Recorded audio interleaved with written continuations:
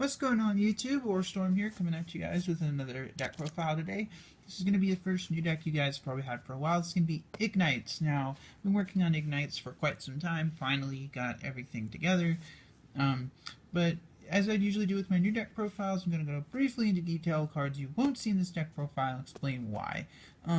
Two cards that I know that you guys probably have come to expect in Igknights are Royal Magical Library and Tyrant's Throes. These two cards are incredible. I understand why people play Royal Magical Library, because it is a Igknights. My nickname for Igknights is Neg1 Deck, because you're using two of these guys to search one card. So Royal Magical Library is actually really good because it replaces your hand from the cards that you've had to use, because the fact that it replaces the negs from using. The thing is, you're already playing a really consistent deck, and typically if you get your board set up, you're going to lock down your opponent anyways, and Igknight's already really consistent as it is. Don't get me wrong, I've tested Royal Magical Library. It's great. As far as Tyrant's Throes, I think it's a great card, but I'd rather have something I think Tyrant Throes is a great card in that it stops my opponent from playing while I can still play. At the same time, though, it does require a lot of setup, and I'd rather have something that stops my opponent from stopping my plays than something that stops them at Game 1. Now, Game 2 and 3, I definitely say side in your skill drains, your emptinesses, your Tyrant's Throws. Those, I think, are better off in the side deck. Other than that, I don't really think there's a whole lot else to go into, so let's go ahead and get the deck profile. So first off, of course, now I'm not going to talk too much. First, we got 3 Templars and 3 Paladins. If you don't know a lot about Igknights, they all have the same effect. Like, they're vanillas, but they have the same effect in the Pendulum Zone. If you have an Igknight card near the Pendulum Zone, you can destroy them, and to search a Fire-type warrior, add a Fire-type warrior monster from your graveyard or your hand. You don't really add from the grave, but the reason you max out on level 4s is because Wrong Dominiad is a card. You want to have as many level 4s to make sure you get that Wrong Dominiad. If you can get it out like with 4 or 5 materials, typically you're going to win the game from there. So. And then 2 of both the level 3s, Squire and Crusader. I understand why a lot of players don't play these cards, because the rank 3 pool is not that great, but these cards are really good because they allow you to set up the soft lock first turn. Sometimes you won't be able to get Wrong Dominiad or some of your lockdown monsters on board first turn. Instead, you can make the soft lock with Angineer and Strike Bouncer, which we'll get to more to later. So that's why these are here. Then 2 Margraves and 2 Cavaliers. These are 2 level 5s.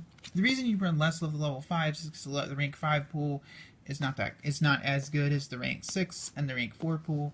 But Durandal is still a really good lockdown card, and Volcasaurus is good for obvious reasons, so I'm not going to talk too much about these guys. Then 3 Gallants and 3 Veterans. The rank 6 pool is a lot better than the rank 5 pool, as you'll see later, but I kind of like to max out on these because I want to get out my Utopia Beyond and my Utopia Beyonds, my Basilisk Trice with easily, so I max out on these.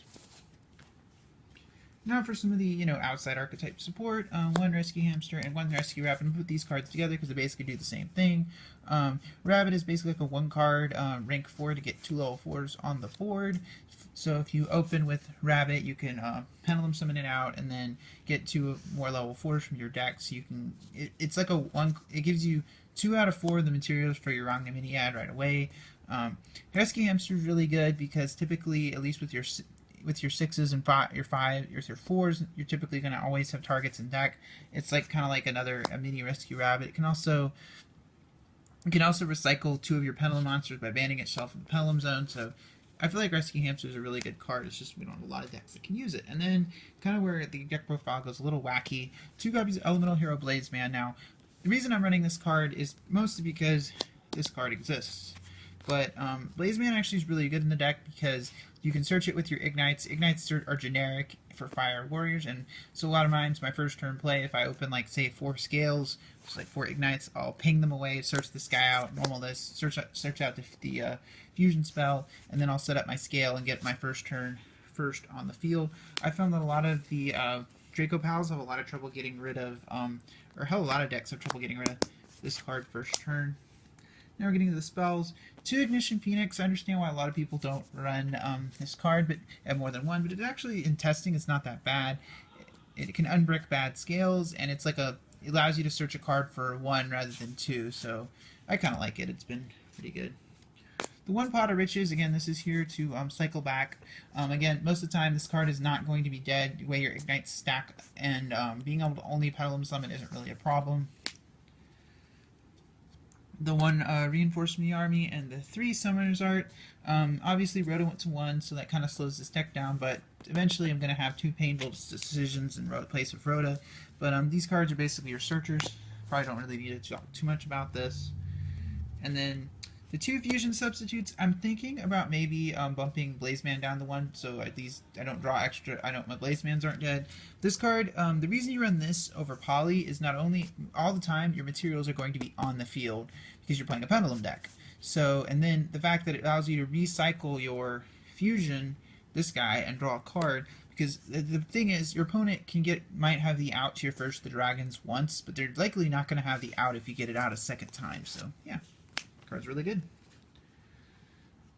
Then 2 copies of Forbidden Chalice. The reason I'm running this is because I wanted some kind of effect negation, and as you'll see later, like I don't really have a lot of options.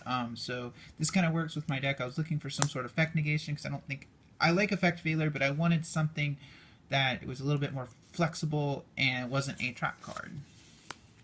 And I don't like the Veilers in this deck because they just sit in your hand. You want something like Maxi if you want to run hand traps. Then 2 Mystical Space Typhoons. I play these because I want to get rid of annoying, anti-spells. I feel like I just like to have the space rather than not. And then the last 3 traps are 3 copies of Royal Decree. In Igknights, you can either run this or you can run Deko Sekka because Solemn Strike is at 3 and you really don't want your plays getting disrupted game 1. A lot of times there might be some matchups where your opponent's not running a lot of traps. You can side this out, but against everyone and their mother is running Solemn Warning and Solemn Strike, and you really need this card to prevent that card from ruining your day. Now for the extra deck. 1 copy of First of the Dragons. Now, if you don't know what this card does, it came out in Next Challengers. Its effect is, must be fusion summoned, cannot be special summoned by other ways. You can only control 1. That's why I only run 1 copy. But it cannot be destroyed by battle, except by battle with normal monster, and it's unaffected by other monster effects. It does include yours. So, the cool thing about this card is I've always been surprised how before Mages and Pals, or like not those, Draco Pals and just meta decks in general have trouble getting rid of this because most of the time, if you think of all the decks right now, very few decks are running a lot. People aren't even running Regeki in the main deck right now. So even though we'll have Monarchs obviously have Erebus and Cosmos of Dark Destroyer. Most meta decks have one thing in common. They all use monster removal to get things off the field. They cannot, and the thing they have in common is they cannot get over this. So, it's pretty good. Then 1 Nova Masters for our other fusion. There might be some times where you want to summon this over, and Blazeman happens to be a hero monster, so you can make it. Now for some of the rank 3s. 1 Angineer. This is here for the lock I mentioned earlier with not that card, a Photon Strike Bouncer. Basically, Igknight is here to keep your monster safe, and it works combos really well with Bouncer as a first turn play because you have answers for board wipe removal and monster effects, so pretty good. 1 Ghost Trick Alucard. Alucard's really good because you can clear off set cards before you make a big push. I feel like Alucard's always going to be a good generic rank 3. Then another new card of Wing Raiders. You guys saw me pull this in my box opening. The Phantom Knights of Breaksword.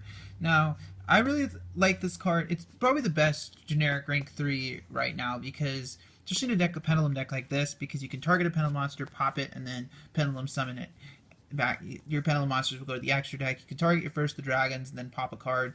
It's really, really good. It's a 2k beater for rank 3. It's not bad. Now for some of the rank 4s. The rank 4, I don't run as many rank 4s as you might see normally, but there's reasons for that, which you'll see. 1 copy of Rangminian, Card Wins Games.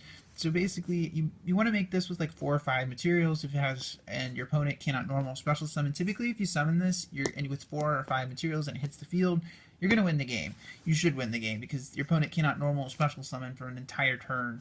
There's no reason why you can't pendulum a bunch of stuff and just kill them on the following turn. The 1 that goes to Emerald, not just because it can cycle all our monsters back, but because we can actually use the second effect to be able to special summon one of our monsters from the graveyard back. It's really good. the one Castell for getting over annoying floodgates and stuff. And then some new cards from the Ranger recently, Utopia and Utopia Lightning. I feel like this should be in every extra deck right now because it basically gives every deck a generic out to Dark Destroyer and Great Magnus. So basically, you make this with by stacking on top of Utopia, and then you can attack, and your opponent can't respond.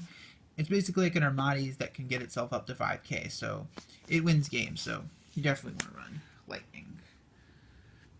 Now for some of the rank 5s, I'm only running a couple. One copy of Artifact Durandal. Durandal is really good. It can, it's, in fact, it's like a solemn judgment for almost anything, and the worst you might lose is a scale, but you don't really care. Being able to negate monster effects, spells, and traps that aren't, quick plays or counter traps is really good. One Vocosaurus, getting over annoying problem threats. Eventually, I'm going to probably get a Gaia Charger just for this. Now for the rank 6s, this one's probably going to seem out of left field, but I'm going to explain it.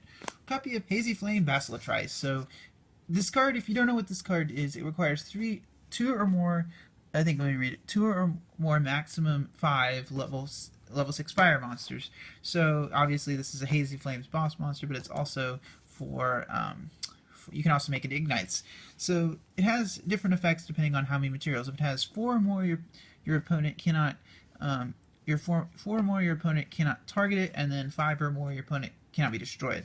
So you have to be really careful making this, though, because all the meta decks right now, between Monarchs have Stormforth, Cosmos have Cosmojo, and Monarchs also have Erebus, and then all the Pendulum decks right now have Ignister. You want to make this is really good. You just have to be careful when you make it because it's easy to remove, more easy to remove than it used to be. Then one Utopia Beyond. Utopia Beyond is really relevant for this deck because it can, when it succeeds summon, all your opponent's monsters become 0 permanently. So you can just simply summon this, overlay for this, and just attack, game. So yeah, card's really good. And then one Photon Strike Bouncer. This is here for what I mentioned earlier, the Angineer lock. So basically, if you make these 2 cards going first, you have a response for whatever your opponent does. If they try to Regeki, you can chain Angineer's effect targeting this. And then if they try to activate an annoying monster effect, you can chain this. Basically, it's here to set up annoying first turn boards. So anyway, guys, as always, I'd like to thank you guys for watching my video today. I really appreciate it when you guys watch my videos. Tune in on Tuesdays, Thursdays, and Fridays for more Yu-Gi-Oh content. And if you like what you saw in this video, please subscribe. This is Warstorm, signing out.